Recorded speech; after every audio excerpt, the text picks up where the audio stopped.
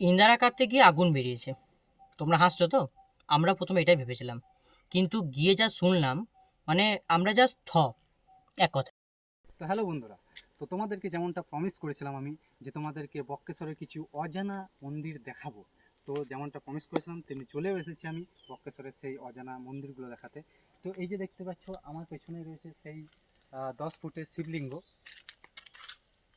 10 ফুটের শিবলিঙ্গ রয়েছে। তো এই 10 ফুটের শিবলিঙ্গতে দাঁড়িয়ে যে যেই রাস্তাটা, এই যে চলে গেছে এই সোজা ঢালাই রাস্তা ধরে তোমরা চলে যাবে সেই অজানা মন্দিরের উদ্দেশ্যে। তো আমিও চলে যাব অজানা মন্দিরের উদ্দেশ্যে, তোমাদেরকে দেখাবো সেই অজানা মন্দিরটা কি মন্দির। যে ওখানে করবো জলসেচের ব্যবস্থা হবে একটা জমিতে। নিয়ে কাটতে কাটতে 16 হাত যখন কাটা হয়েছে তখন ওই লোকগুলো উঠে আসছেন। কীভাবে উঠে আসছে যে তখন বাঁশ দিয়ে বাঁধা হয়েছে, কুয়োটা কাটবার সময় বাঁশ দিয়ে বাঁধা হয়, দড়ি দিয়ে নামে, তো সেরকম করছিল। তখন আমি বললাম যে কী হলো তোরা উঠে আসছিস কেন? বলছি যে আগুন বেরোচ্ছে। তখন 16 হাত নিচে আগুন বেরোচ্ছে, সে আবার কী? তো বলছে হ্যাঁ আমি আগুন বেরোচ্ছি দেখুন। আপনার নাম বলুন। এই তোর নামের পরে কে আমি নামতে পারবো? তখন বলছে যে ঠিক আছে দেখি কোনো রকম করে একটা বাকি দিয়ে, এই যে ছোটো বাকিগুলো হয় না, সেই বাকি দিয়ে আটকানো নিয়ে করে ওই গাইতে দিয়ে যেই না ঠুকেছে তখন দেখছি ঝাঁক করে আগুন বেরিয়ে গেল। আমি তখন আমাদের শিবের মাথায় এখনো চিহ্ন আছে। আচ্ছা সে গায়ত্রীর চিহ্ন। আচ্ছা আচ্ছা। শিবের মাথাতেই পড়েছে। আমার ভাবতেই কেমন লাগছে যে কী করে হলো এটা। নিয়ে তখন বললাম এই দাদা দাদা থাম, আর আর আর না আর না। ওরা তখন উঠতে লেগেছে ভয়ে। বলছে এত ভয় লাগছে তখন ওদের।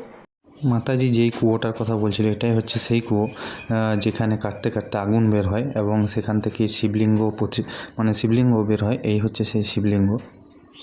আর শিবের মাথাতে যেটা গাইতি মারা হয় সেটার চিহ্ন আছে বলছিল। তো ওটা আমি দেখালাম না, তবে এই হচ্ছে সেই শিবলিঙ্গ।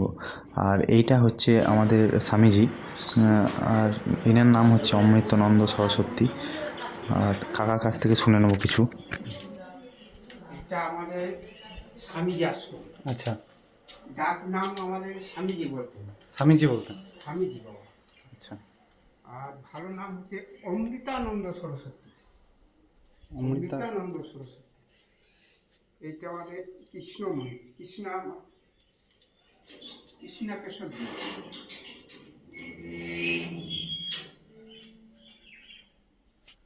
কৃষ্ণাকেশর দ্বীপ।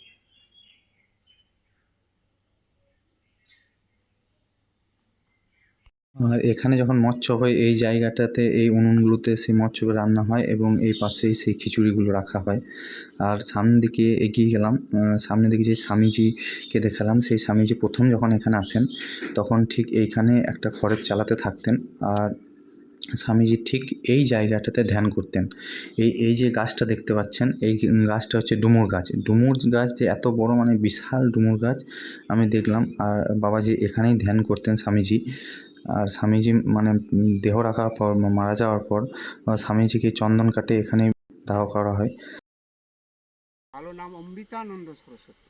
আচ্ছা, আর ডাক নাম স্বামীজি। এই এলাকার ধারেপাশের লোকে জানতো স্বামীজি। স্বামীজি নামে জানতো। আর বাবার দেহ এইখানে দাহ করা হয়েছিল আর কি, চন্দন কাঠ দিয়ে দাহ করা হয়েছিল।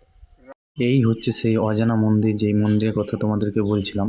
তো বক্রেশ্বর এলে এই মন্দির তোমরা অবশ্যই এসো। এটা হচ্ছে তোমাদেরকে আমার আমার কাকা বলবে। এই মন্দিরটার ভিতরে ঢুকলাম আমি, আর কাকা বলে দেবে এটা কি মন্দির।